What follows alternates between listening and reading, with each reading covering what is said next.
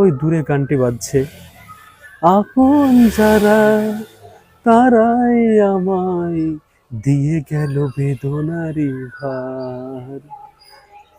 এবং এই কথাটি সত্যি সত্য, যাদেরকে আমরা আপন ভাবি বা আপন যারা, তারাই আমাদেরকে দুঃখ দিয়ে যায় বা তাদের কাছ থেকে আমরা দুঃখ পাই।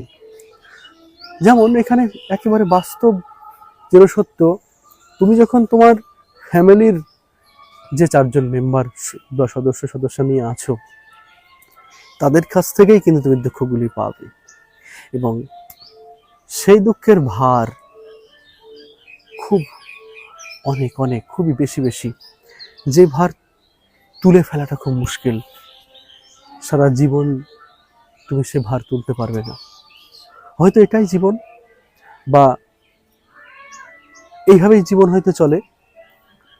সত্যি, এছাড়াও আমরা যত ব্যথা বেদনা পেয়ে থাকি, সমস্ত কিছু নিজেদের মানুষদের কাছ থেকেই পেয়ে থাকি, বা আমরা যাদেরকে নিজেদের বলে থাকি, বা আমরা বলি না আমাদের আত্মার আত্মীয়, সেই ক্ষেত্রেও রক্তের সম্পর্ক থাকে না, অনেক সময় বলা হয় যে মনের সম্পর্ক, হৃদয়ের সম্পর্ক, যে সমস্ত মানুষগুলো স্থানীয় থেকে নতুনভাবে গড়ে ওঠে, তাদের কাছে থেকে আমরা এক পাহাড় সমবেদনা পেয়ে থাকি, যেগুলি হয় কারো জীবনকে একেবারে ভস্মীভূত করে দেয়, নয় সে সারা জীবন সেই বেদনার ভার নিয়েই চলে।